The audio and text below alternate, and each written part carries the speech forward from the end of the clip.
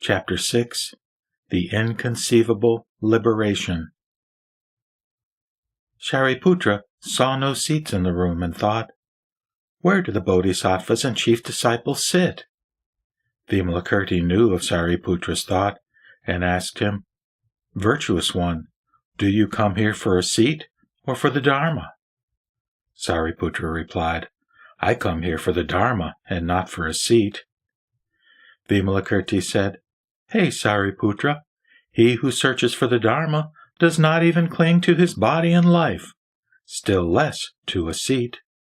For the quest of the Dharma is not related to the five aggregates, form or rupa, sensation or vedana, conception or sanja, discrimination or samskara, and consciousness or vijnana, to the 18 fields of sense, dhatu, the 6 organs, their objects and their perceptions, to the 12 entrances, ayatana, the 6 organs and 6 sense data that enter for or lead to discrimination, and to the worlds of desire, form, and beyond form.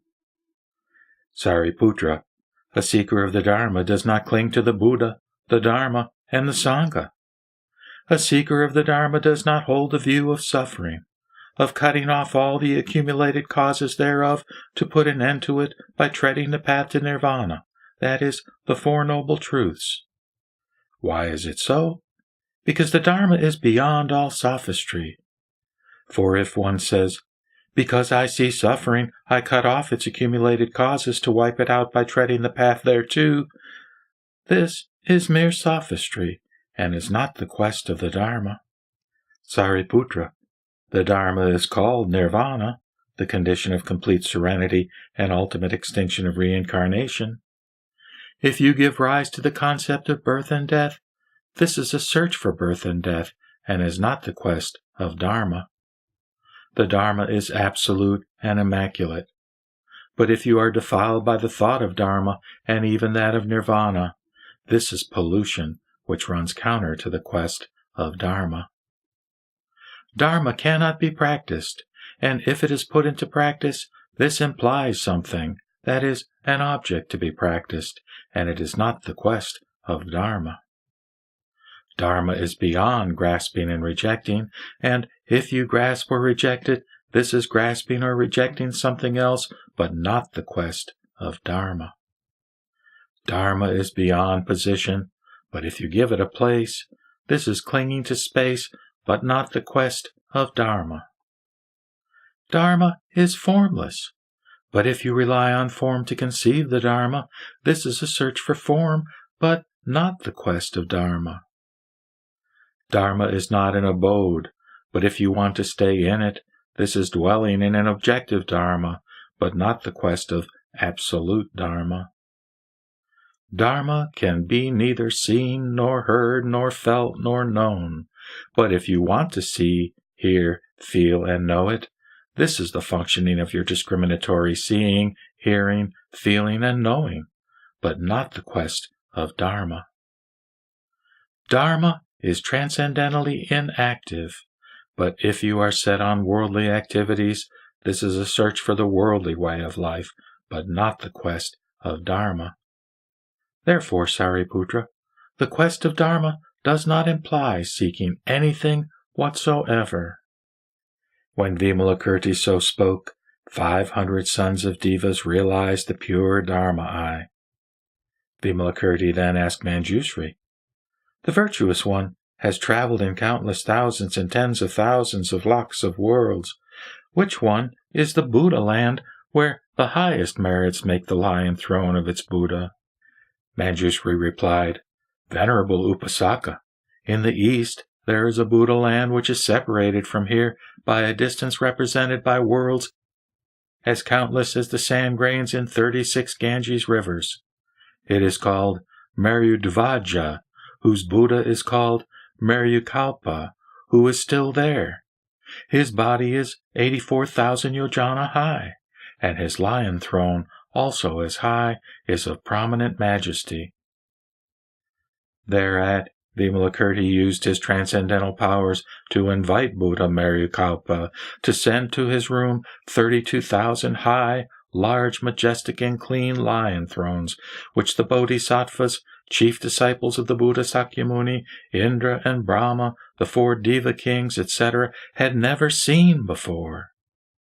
The room contained all the 32,000 lion thrones, which did not hinder one another, and which did not obstruct anything at Vaisali, in Jambudvipa, or our earth, and in the 4 heavens, where all things remained unchanged as before. Vimalakirti then said to Manjushri, "Please take a lion's throne and be seated among the great bodhisattvas by enlarging the size of your body to that of the seat." Those bodhisattvas who had acquired supernatural powers enlarged their bodies to the size of the thrones on which they sat without difficulty. But the newly initiated bodhisattvas and chief disciples of the Buddha could not mount the high thrones. Vimalakirti then said to Sariputra, "Please be seated on a lion throne." Sariputra replied, "Venerable Upasaka, these thrones are large and high. We cannot mount them." Vimalakirti said, "Sariputra, you should first pay reverence to the Tathagata Meryakalpa, and will then be able to sit on one of them." Thereat, all newly initiated bodhisattvas and chief disciples of the Buddha paid reverence to the Tathagata Meryakalpa, and then sat on the lion thrones. Sariputra said to Vimalakirti, "Venerable Upasaka, this was not seen before. This small room can contain these high and large thrones which do not obstruct anything at Vaisali and do not interfere with the cities, towns, and villages on Jambudvipa, our world, as well as with the palaces of the Devas and heavenly Nagas or dragons and the abodes of the ghosts and spirits." Vimalakirti said, "Sariputra, the liberation realized by all Buddhas and great bodhisattvas is inconceivable. If a bodhisattva wins this liberation, he can put the great and extensive Mount Sumeru in a mustard seed, which neither increases nor decreases in size, while Sumeru remains the same, and the 4 Deva kings, or guardians of the world, and the Devas of Tristrimsas, the heavens of Indra, are not even aware of their being put into the seed, but only those who have won liberation see Sumeru in the mustard seed. This is the inconceivable Dharma door to liberation.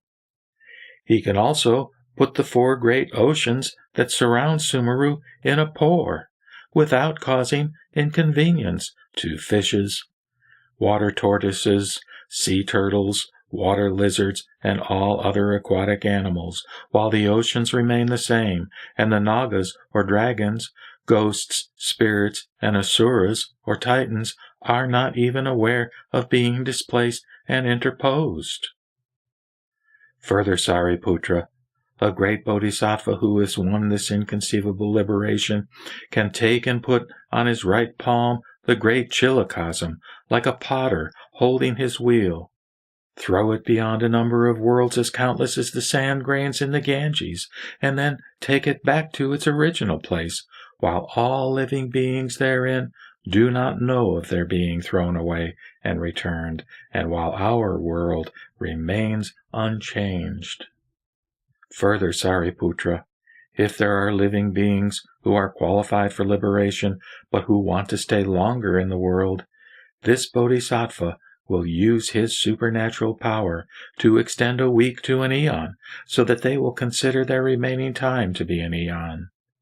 And if, on the other hand, there are living beings who hate staying longer in the world before achieving their liberation, this bodhisattva will shorten an eon to a week, so that they will consider their remaining time to be 1 week. Further, Sariputra, a bodhisattva who has won this inconceivable liberation can gather in one country all the majestic things of all Buddha lands, so that they are all visible in that particular country. Further, he can place on his right palm all the living beings of a Buddha land, and then fly in all the 10 directions to show them all things everywhere without even shaking them. Further, Sariputra, this bodhisattva can show through one of his pores all offerings to the Buddhas by living beings in the 10 direction. He can show through one of his pores all suns, moons, planets, and stars, and all the worlds in the 10 directions. Further, Sariputra, he can breathe in and hold in his mouth all the winds blowing in the worlds in the 10 directions without injuring his own body or the trees of these worlds.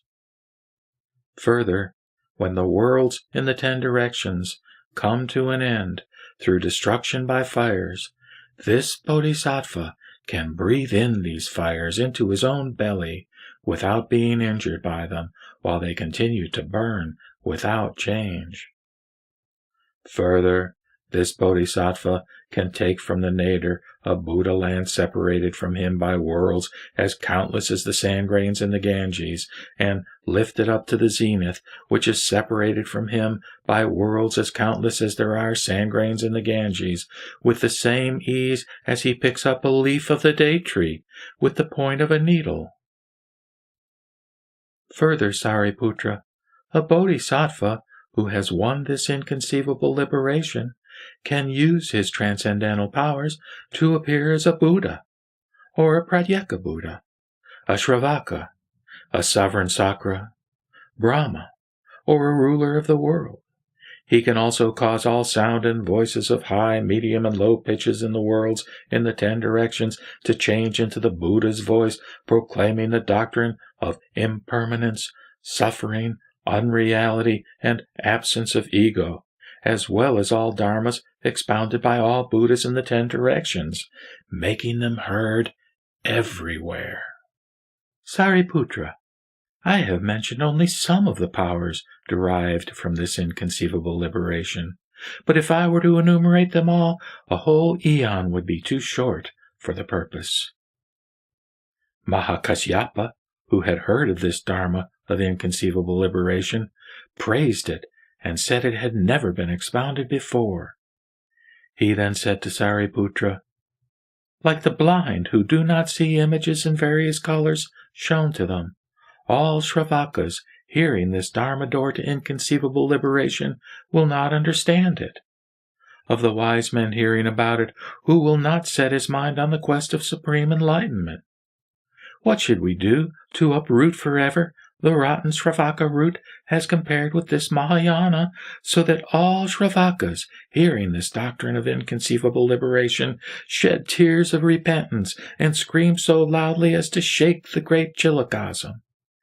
As to the bodhisattvas, they are all happy to receive this dharma reverently by placing it on the tops of their heads.